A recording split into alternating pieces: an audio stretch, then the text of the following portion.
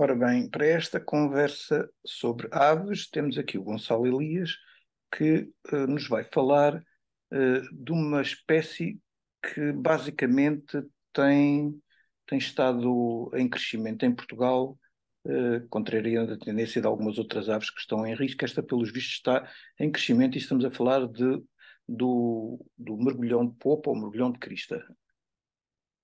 É verdade. Gonçalo, é isso, não é? Olá, Zé.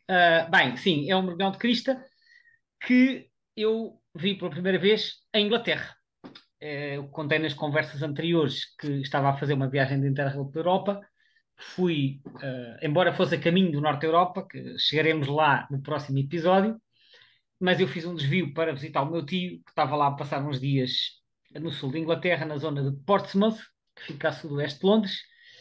E durante os dias que lá tive, fiz várias observações de espécies que eu nunca tinha visto em Portugal. Nunca tinha visto, em parte porque algumas são invernantes e eu ainda não tinha feito muita observação no inverno, em parte porque não ocorriam nas zonas que eu frequentava.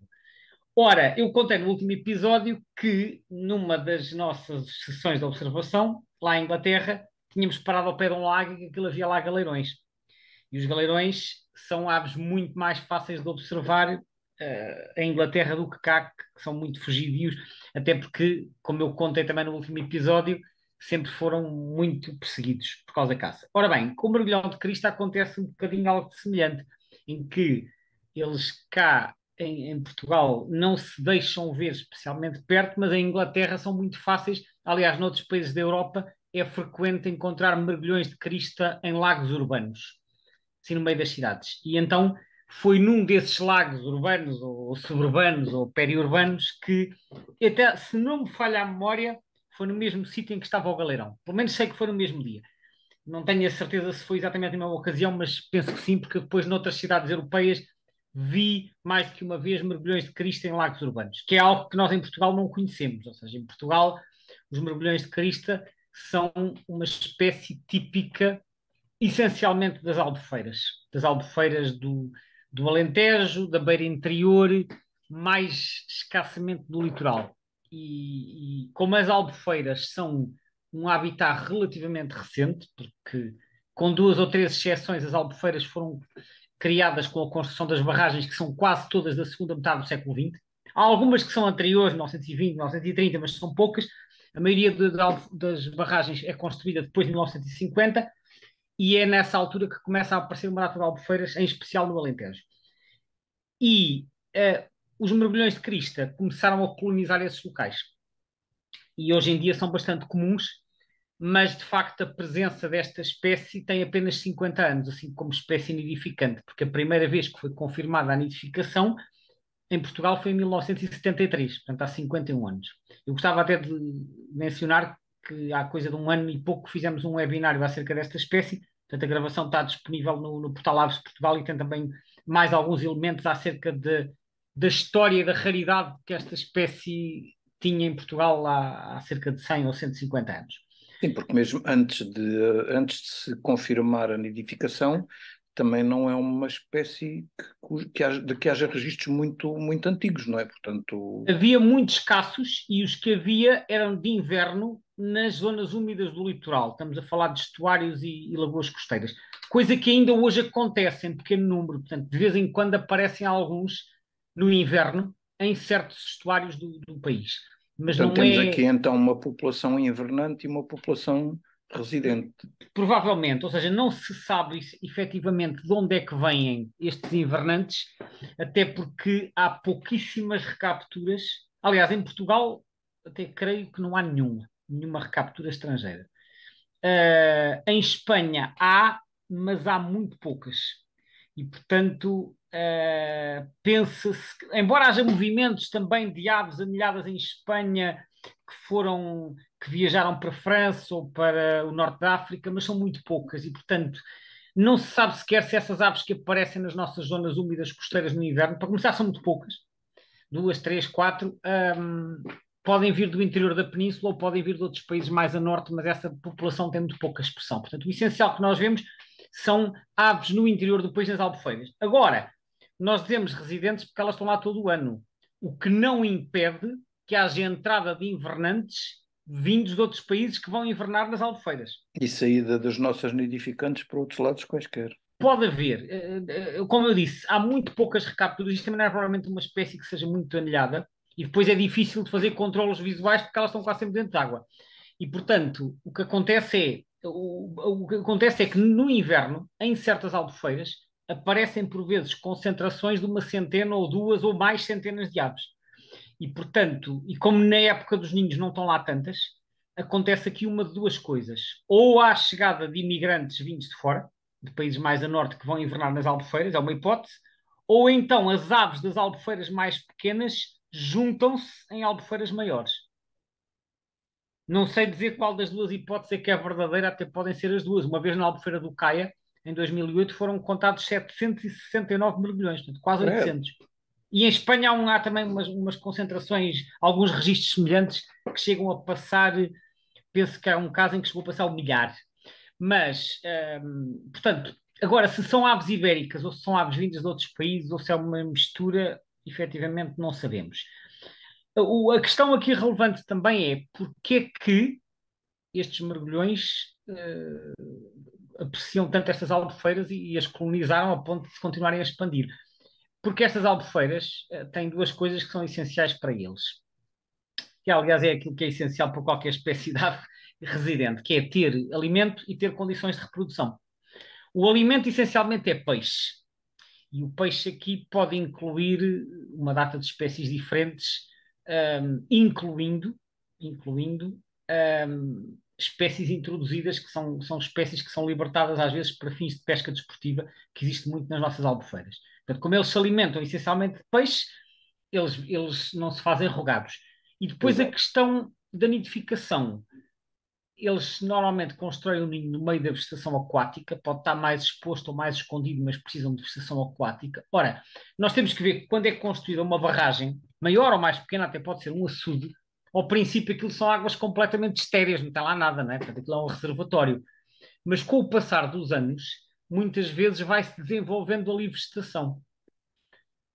E isso depende muito depois do uso que é feito do reservatório. Por exemplo, há alguns que são para abeberamento de gado e que andam lá sempre as vacas de volta e as vacas pisam tudo, não há hipótese de crescer o que quer que seja. Mas há outros que são ou para pesca desportiva ou são apenas para irrigação, e aí, se não houver grande limpeza das margens, vai-se desenvolvendo vegetação emergente e rapidamente há muitas aves que conseguem colonizar aquilo. E, portanto, os mergulhões, embora eles não frequentem zonas de vegetação muito densa, eles precisam de alguma vegetação. E, portanto, as barragens que tenham alguma vegetação nas margens e condições para fazer ninho e peixe, são aquelas que eles preferem. E uma das Portanto, coisas engraçadas do ninho destas aves é que às vezes o ninho flutua, não é? E pois é anda isso, por ele o sobre o ninho vento. pode estar construído numa de duas situações, ou está mais escondido na vegetação, ou então está assim num sítio exposto, numa espécie de plataforma flutuante. Quer dizer, aquilo tem que estar um bocado ancorado ao fundo, que senão saía do sítio, né? E ficava ali tipo a passear. Eu acho que aquilo pode ser flutuante, mas eu penso que eles prendem aquilo de alguma forma para aquilo não sair muito do sítio. Mas pronto, o ninho é feito de material vegetal e, portanto, o material vegetal tem que estar disponível ali na zona. E algumas barragens já oferecem essas condições. Uma das coisas também característica desta ave e que eu por acaso ainda não tive a sorte de presenciar é aquela parada nupcial fantástica que eles fazem, não é? Olha, está na altura Onde é que uma dela, pessoa porque pode ir observar isso? é agora, é assim, é nesta altura, em fevereiro e março, que eles fazem estas paradas nupciais em que se vê depois ali os dois membros do casal com o pescoço esticado e com as plumas já eriçadas, porque eles em dezembro e janeiro ainda estão com a plumagem de inverno, que é com o pescoço muito branco e a cara branca e não têm os tufos. Mas nesta altura os tufos começam a crescer e começam portanto, a desenvolver-se e é nesta altura que se observam as paradas. Bom, é assim, isto pode-se observar em qualquer sítio onde eles nidificam, que são muitas das barragens do Alentejo. Acontece, porém, que, como eu já referi, ao contrário do que sucede noutros países da Europa, em que nós os podemos ver em lagos urbanos e, portanto, relativamente perto, aqui em Portugal não é espécie que se deixa aproximar muito. Ou seja, eles veem pessoas, andam lá sempre muito sossegadinhos no meio da água, mas veem uma pessoa a aproximar-se, eles mergulham e depois vão se afastando debaixo da água, depois metem a cabeça de fora outra vez, andam ali mais um bocado, portanto, eles usam muito o mergulho para se movimentar mais rapidamente. Ocasionalmente voam, mas eles não são aves que gostam muito de voar. E, portanto, eles vão navegando debaixo d'água e depois vêm ao de cima, parecem que estão ali muito quietinhos, mas vão seguindo. Agora, há pouco esqueci de referir que há uma zona litoral onde eles são frequentes e até durante todo o ano, que é no Algarve. No Algarve existe uma população residente em zonas mais costeiras, nomeadamente ali à volta da Ria Formosa, em certas lagoas, como por exemplo ali na Quinta do Lago, em certas salinas na zona de Olhão ou de Castro Marim, e outras lagoas ali da zona. Portanto, no Algarve, até porque são lagoas mais reduzidas e me parece que eles estão mais habituados à presença de pessoas, é um sítio onde eventualmente se pode ver a espécie mais perto. E até há alguns casais nidificantes lá. De outra hipótese, uma outra hipótese para fotografar esta espécie, eventualmente até fazer fotos muito boas, é com hidroide. Nós fizemos há coisa de um ano e tal, uma semana dedicada ao tema dos mergulhões, uma semana temática, e nessa semana tivemos um webinário que eu fiz sobre o mergulhão de Cristo e tivemos outro webinário que teve como orador convidado o nosso amigo Carlos Felício, que nos veio falar da utilização de hidroide para fotografar mergulhões. O hidroide basicamente é uma espécie de abrigo flutuante. Aquilo não é bem flutuante porque a pessoa tem que andar com os pés no fundo. Imagina uma tenda, daquelas tendas de campismo pequenas montadas assim sobre a água, em vez de ser sobre terra, mas em que não tem fundo e a pessoa está ali a caminhar sobre o fundo da lagoa ou da albufeira e depois tem um orifício para meter a lente e a pessoa vai se aproximando devagarinho para conseguir fotografar a ave. Portanto, hidrowide seria uma hipótese também para conseguir melhor aproximação a estes mergulhões. Eu não vou entrar em mais detalhes, porque isso está explicado no webinário que o Carlos Felício fez e cuja gravação está também no nosso canal YouTube. Mas, portanto, respondendo à tua questão, seriam estas as hipóteses. Ou numa albufeira a partir da margem, ou no Algarve, onde eventualmente eles estejam a aproximar mais perto, ou então usando hidrowide. Ok, agora vamos mudar aqui o tema. Um dos aspectos engraçados é esta espécie pertence a um grupo que é dos podicepediformes. Explica-nos lá o que é que isto quer dizer. Bom, primeira coisa, eu durante muitos anos também dizia mal essa palavra, porque a ave é Podiceps, né? É Podiceps, mas o nome da família não é Podicepediformes, é Podicipediformes. É Falta Podici. aí, faltava-me aí um i Bom, então em qualquer lado. exato, pois eu ao princípio também escrevia, também dizia mal, depois um dia houve alguém que me chamou a atenção que, que é podicipediformes. A partir daí nunca mais me esqueci. Mas de facto a palavra é complexa. Ora bem, Podiceps. Bom, Podicipediformes é o nome da ordem que deriva do nome do nome genérico. E o nome genérico Podiceps, neste caso do mergulhão de crista, Podiceps é uma palavra composta que vem de Podex ou Podex e Ceps. O Podex é o ventre e Ceps é os pés. Portanto, isto basicamente significa pés no ventre. Porquê pés no ventre? Porque os mergulhões, por causa do tipo de vida que levam, que passam muito tempo dentro d'água, têm as patas, portanto, o ponto em que as patas entram no ventre está muito atrás, está mais recuado face ao resto das aves.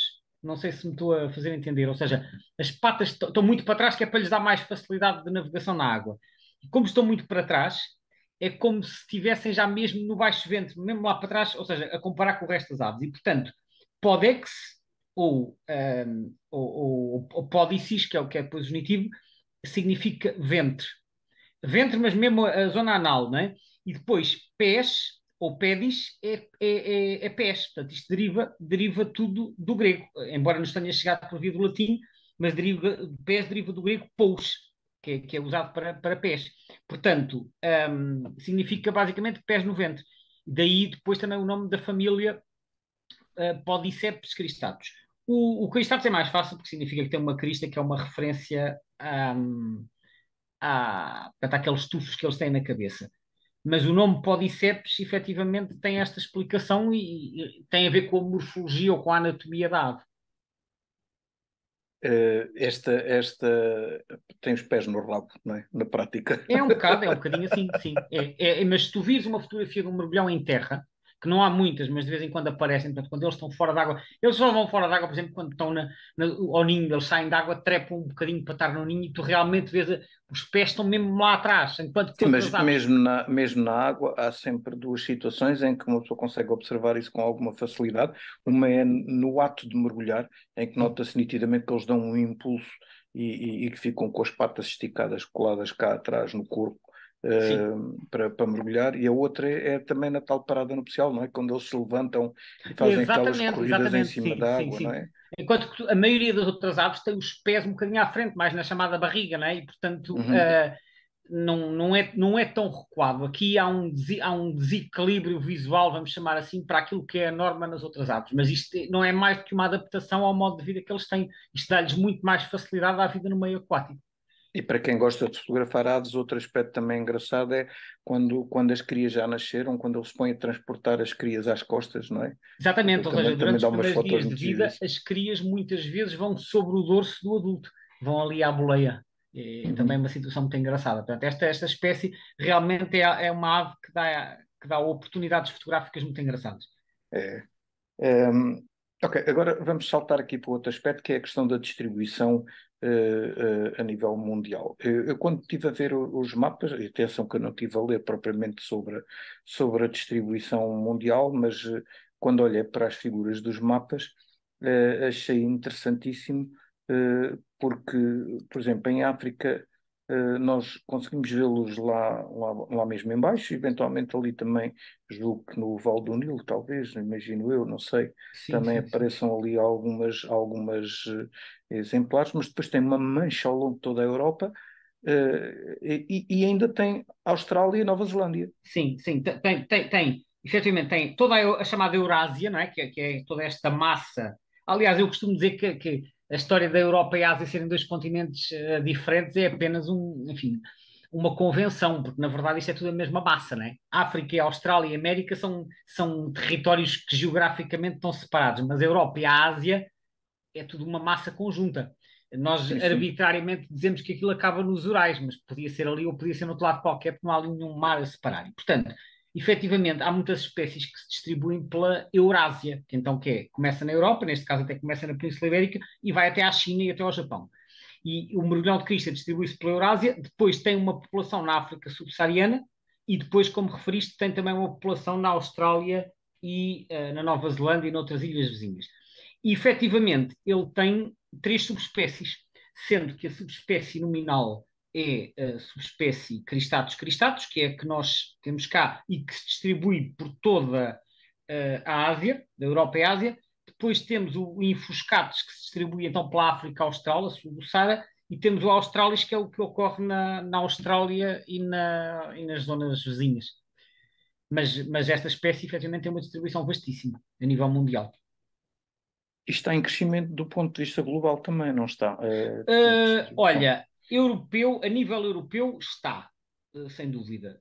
A nível mundial não fui verificar, não sei dizer qual é a situação, mas a nível europeu é preciso dizer que o crescimento que se tem verificado ao longo dos últimos, vamos dizer, 100 anos, na verdade é uma recuperação, porque esta espécie, no final do século XIX, era uma espécie fortemente perseguida por causa das suas plumas.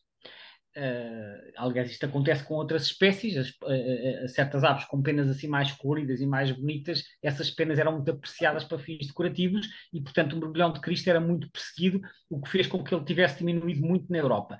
Depois recuperaram, em parte porque essa perseguição foi diminuindo e em parte porque, no caso de Portugal e de Espanha, foi, entretanto, criado habitat favorável que não existia, como foi as tais albufeiras de que nós falamos. Portanto, houve aqui dois fatores que se juntaram para permitir a expansão desta espécie.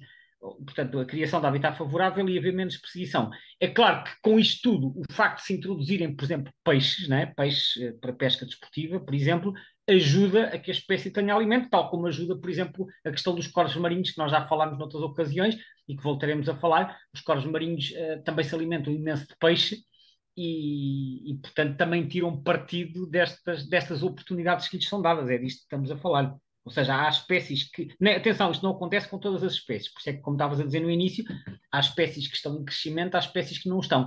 As espécies que conseguem crescer mais são exatamente aquelas que têm maior capacidade de se adaptar. Aliás, já dizia o Darwin, não é? Portanto, são Exato. aqueles que têm mais hipóteses de sobreviver. E aqui as hipóteses de sobreviver têm a ver quando há alterações no meio ambiente, mesmo que sejam alterações induzidas pelo homem, alterações de habitat, alterações das condições do alimento disponível, há espécies que se conseguem adaptar, há espécies que não conseguem. Aquelas que se conseguem adaptar podem crescer e Safam-se. expandir-se. Aquelas que não conseguem adaptar-se, às vezes ficam numa situação complicada e é aí que nós podemos e provavelmente devemos ter alguma intervenção para evitar que elas desapareçam. Sem dúvida. Eh, esta expansão, só para terminar aqui, apesar de tudo, não é vista como uma ameaça para outras espécies, não é? Porque é uma coisa natural, aliás, é como tu dizes, é uma recuperação de uma população que antes existia Nunca ouvi falar de ameaça para outras espécies, porque, embora, enfim, teria que ler coisas mais específicas para perceber isso, mas a ideia que eu tenho, mais com base na minha observação, é que os mergulhões de Cristo interagem muito pouco com outras espécies. Eles andam lá na vida deles, é tipo, se ninguém os chatear, eles não chateiam ninguém. Andam lá na deles, constroem os seus ninhos, fazem os seus mergulhos, mas não interferem com outras aves, estão ali muito calminhos e, portanto, é quase como se não dessem pela presença de outras espécies, outras não dessem por eles. Portanto, penso que há muito pouca interação. Mas digo isto mais com base na minha observação, porque se fosse procurar trabalhos, eventualmente conseguiria encontrar aqui algo mais para complementar isto. Mas olha, essa parte fica para a segunda volta. fica, fica. Já tenho aqui o relógio a dizer-me que esta por hoje já chega. Muito bem. Pronto, e para Gonçalo, terminar, mais queria uma vez, dizer que obrigado. esta foi a última espécie nova desta estadia em Inglaterra, mas a viagem Interrail pela Europa vai continuar e, portanto, no próximo episódio vamos Na mudar de próxima cenário. conversa vamos mudar, é isso. Vamos mudar de Ok. cenário, vamos. Sim, Ok, senhor. Pronto, pronto. fica então só a lembrança para depois verem então o webinário que está gravado sobre Os o dois, tema, dois, um os sobre o dois, mergulhão exato, de um sobre o crista mergulhão, o e outro outro sobre. sobre a fotografia com hidroide. Exato, e também tens um pequeno vídeo sobre identificação de mergulhões, que Também também tenho um pode ser útil. tutorial sobre a identificação de mergulhões, precisamente. Exatamente, pronto. Pronto, tudo no nosso canal YouTube Aves de Portugal. Obrigado, Zé. Muito obrigado Obrigado a e todos, até à até à próxima. próxima.